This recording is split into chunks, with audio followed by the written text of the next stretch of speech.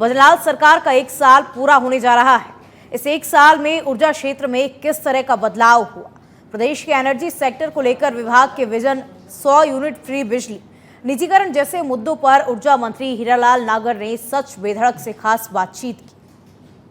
राजस्थान के ऊर्जा मंत्री हीरालाल नागर जी हमारे साथ मौजूद हैं, चूँकि सरकार का 1 साल पूरा होने जा रहा है और सरकार अपने 1 साल के कामकाज को लेकर, अपनी उपलब्धियों को लेकर कई तरह के कार्यक्रम भी आयोजित करेगी। साथ ही साथ राइजिंग राजस्थान भी एक बड़ा इवेंट है, वो राजस्थान में होने वाला है। राजस्थान के महत्वपूर्ण विभाग में ऊर्जा विभाग अपना स्थान रखता है और ऊर्जा को लेकर लगातार सरकार, ऊर्जा विभाग, ऊर्जा मंत्री खुद सक्रिय हैं और ऊर्जा के क्षेत्र में राजस्थान को आत्मनिर्भर बनाने की बात हो रही है। किस तरह से धरातल पर काम हो रहा है, इस काम को जानेंगे ऊर्जा मंत्री से। मंत्री जी, 1 साल पूरा होने जा रहा है, क्या वादे किए थे, क्या घोषणा पत्र में वादे किए थे और कितने पूरे हो गए हैं? देखिए, हमारा एक उद्देश्य है, हमारे यशस्वी मुख्यमंत्री भजन लाल जी का एक विज़न है और वो चाहते हैं कि राजस्थान प्रदेश ऊर्जा में सरप्लस एनर्जी स्टेट बने।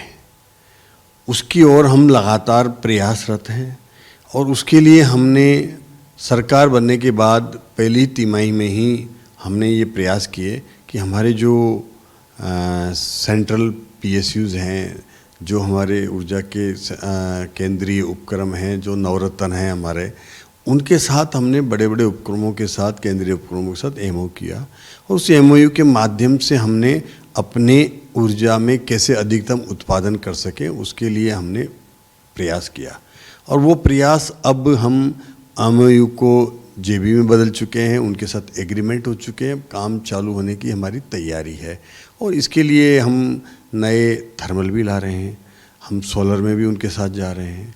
उसके अलावा अब हमने एक प्रयास किया है कि हम जो अधिकतर हमें समस्या होती है वो होती है हमारे पीक आवर्स की। उसके लिए भी हमने एक पीक आवर्स के लिए बैटरी स्टोरेज का 2000 मेगावाट का टेंडर निकाला है।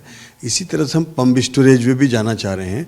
उसके लिए भी हमने एक ऊर्जा नीति हमारी बनाई है 2024, जो अभी 4 तारीख को लॉन्च होने वाले एकीकृत ऊर्जा नीति लॉन्च होने वाली है। उसमें हमने सब ऑप्शन दिए हैं कि हमारी नीति रहेगी, उस पर हम आगे बढ़ेंगे और उसको लेकर के हम ऐसा एनर्जी सेक्टर का जो भी हमारे देश में जितने भी तरीके से एनर्जी को हम प्रोड्यूस कर सकते हैं उन सबको भी अपना रहे हैं और विश्व की ऐसी सभी तकनीकों को अपना करके, और हम ये चाह रहे हैं कि राजस्थान में जो संभावनाएं हैं, राजस्थान को जो प्रकृति ने जो दिया है, हमें जो सूर्य भगवान का आशीर्वाद है और हमारे ऊपर राजस्थान का जो अथाह जो लैंड बैंक है, उसमें कई संभावनाएं हैं कि हम वहाँ पर सोलराइजेशन के माध्यम से, विंड के माध्यम से एक काफ़ी उत्पादन कर सकें।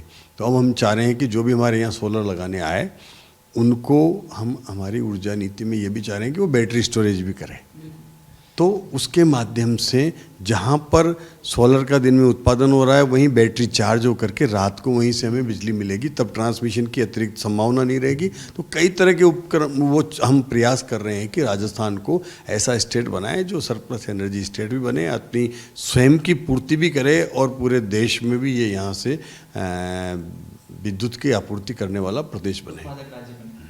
बिल्कुल, देखिए ये बिल्कुल सही है, सोलर ऊर्जा में हम बढ़ रहे हैं, लेकिन दूसरी तरफ घोषणा पत्र में एक जो पहला वादा ये भी था कि किसानों को दिन में बिजली दी जाएगी। 1 साल पूरा होने पर किस जगह पहुंच चुके हैं किसानों को दिन में बिजली देने के कदम पर? देखिए, मैं आपको बता दूं, लगभग हम आज भी आधे से ज़्यादा हमारे जो GSS हैं उन पर हम दिन में बिजली दे रहे हैं।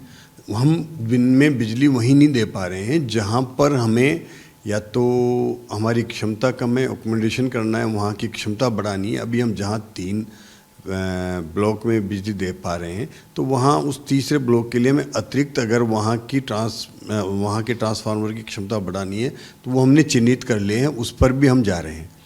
कहीं हमें ट्रांसमिशन की दिक्कत है तो वहाँ पर हम ट्रांसमिशन के नए हमारे जीएसएस बढ़ा रहे हैं, नए जीएसएस स्वीकृत कर रहे हैं हमने, और उन पर भी हम जा रहे हैं ताकि वो आने वाले समय में वहाँ से ट्रांसमिशन की दिक्कत नहीं आए, तो वहाँ दिन में बिजली हम दो ब्लॉक में दे सकें। हम 2 ब्लॉक में बिजली देंगे तभी दिन में बिजली दे पाएंगे। 6-6 घंटे के 2 ब्लॉक होते हैं, तो 6 से 12 एक दें, 12 से 6 एक दें।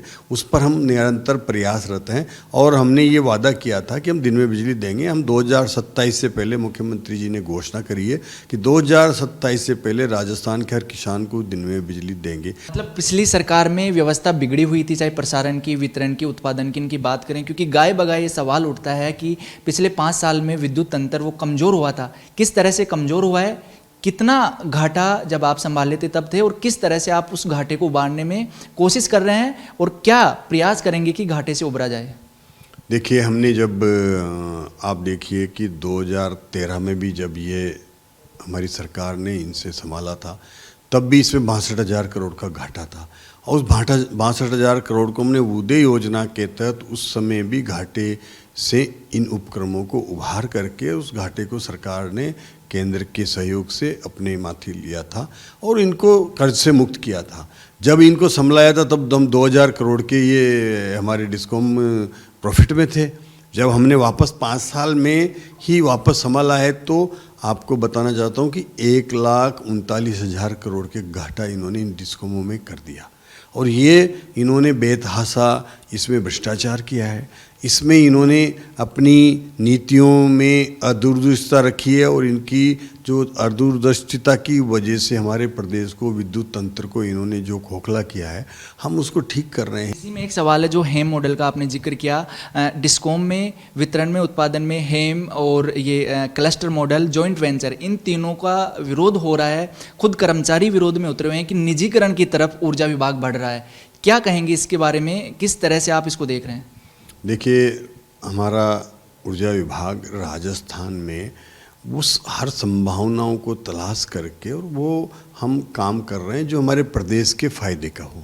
हम ये चाहते हैं कि आने वाले 5 से 10 साल का काम अभी करना है तो वो हेम मॉडल के माध्यम से संभव है, जिसमें हमें उनको कुछ 30% केवल पेमेंट करना होता है, बाकी उनको 6-6 महीने की किस्तों में करना होता है। तो जो टेंडरार है वो अपने फंड की व्यवस्था स्वयं करता है, उसको कम लागत में कम ब्याज पर फंड उपलब्ध होता है, और जिसको हम 6-6 महीने की किस्तों में दे करके, और आने वाले 10 साल में जो इन्वेस्टमेंट होगा उसको हम 2 साल में करेंगे। तो उसके लिए हमें हेम मॉडल पे जाना पड़ेगा, और वो आज हम नहीं करेंगे, इसमें नहीं जाएंगे तो आने वाले 4 साल बाद वो जो लागत आज है वो 1.5 हो जाएगी, 6 साल बाद डबल हो जाएगी। तो वो काफ़ी हमें प्रदेश को फ़ायदा भी नहीं होगा, और आज ही उस काम को कर लेंगे हम तो उसी से इनकम करके, उसी की रेवेन्यू से, उसकी टैरिफ से हम उसका जो ब्याज, जो इंटरेस्ट होगा, जो रखरखाव होगा, उसको चुका करके, और 8 साल में वो प्रॉपर्टी हमारी हो जाएगी।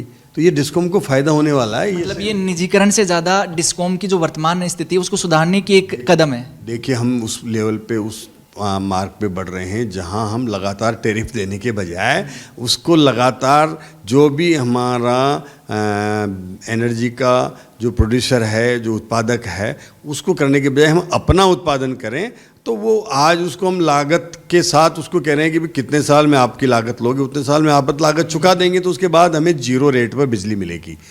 फ्री बिजली जो मिल रही है 100 यूनिट, अभी उस पर और भी लोगों को कुछ फ़ायदा मिलेगा, उस पर अभी तक का क्या विचार है? क्योंकि कई कैबिनेट बैठक हो चुकी है, लोगों में ये संशय है कि इसको बंद किया जाएगा, चालू रखा जाएगा और लोगों को जोड़ा जाएगा। देखिए, हमारे मुख्यमंत्री जी ने कहा है कि जो भी, हमारे प्रधानमंत्री जी ने भी चुनाव के समय कहा था कि जो योजनाएं सरकार ने चालू करी है वो योजनाएं हम बंद नहीं करने जा रहे हैं, उनको निरंतर रख रहे हैं, और किसी तरह की ये कन्फ्यूजन नहीं है। फिलहाल वो योजनाएं चालू है।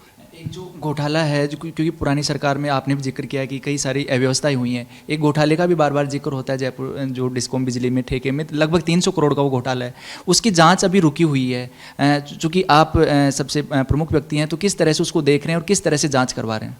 देखिए, हम जांच में जो भी दोषी आया है उसकी परीक्षण हो रहा है, उसके लिए समिति, कमेटी बनी है, वो कमेटी पुनः परीक्षण कर रही है, और उसमें किस तरह से हम उस जांच में कोई दोषी है तो उसके सूक्ष्म बिंदुओं को भी छानबीन करके और एक हम उस स्तर तक पहुँचे कि कोई भी दोषी उसमें से बच नहीं पाए। ये हमारी सरकार उस राह पर चल रही है। ये सवाल राइजिंग राजस्थान महत्वपूर्ण इवेंट है। ऊर्जा विभाग पर इन्वेस्टर्स का और खुद राजस्थान का पूरे देश का फोकस है, क्योंकि सोलर के माध्यम से पूरा कार्यक्रम भी संचालित होने वाला है। क्या कहेंगे? देखिए, हमारे मुख्यमंत्री जी ने ये तय किया है कि ये कार्यक्रम हम जो करें वो ग्रीन एनर्जी के माध्यम से करें, सोलर के माध्यम से करें, तो उस पर एक बड़ा संदेश जाएगा कि यहाँ राजस्थान में हर ग्रीन एनर्जी में इन्वेस्ट करने वाले विदेशी इन्वेस्टर आ रहे हैं, यहाँ के देश के भी इन्वेस्टर आ रहे हैं और सबका फोकस राजस्थान पर निगाहें है और राजस्थान उनको हर तरह की सुविधाएं दे करके यहाँ आने वाले हमारे जो इन्वेस्टर हैं वो हमारे मेहमान हैं, उनका हम स्वागत करते हैं। जो भी इन्वेस्टर आएंगे उनको हमारे यहाँ उनके लिए एक ऐसी कारगर व्यवस्था होगी कि उनको एक अधिकारी लगा करके निरंतर कंटिन्यू फॉलो अप होगा, उनकी जो भी समस्याएं होंगी तुरंत समाधान होगा। उनका एक पोर्टल बनेगा, पोर्टल के माध्यम से उनकी जितनी भी क्लियरेंस है वो तुरंत मिले। किसी भी विभाग के लाइजनिंग के लिए अधिकारी नियुक्त हो और वो अधिकारी निरंतर प्रयास करके और उनको वो सुविधाएं उपलब्ध कराएंगे ताकि इन्वेस्टर यहाँ आने के बाद में कम से कम समय में अपना इन्वेस्टमेंट करे, क्योंकि अगर हम समय ज़्यादा लगेगा और उसको देरी होगी तो इन्वेस्टर को लॉस होता है। इसलिए हम नहीं चाहते कि उसको लॉस हो, वो यहाँ आकर के इन्वेस्ट करे। वीडियो जर्नलिस्ट हरिशंकर त्यागी के साथ सुनील यादव, सच बेधड़क, जयपुर।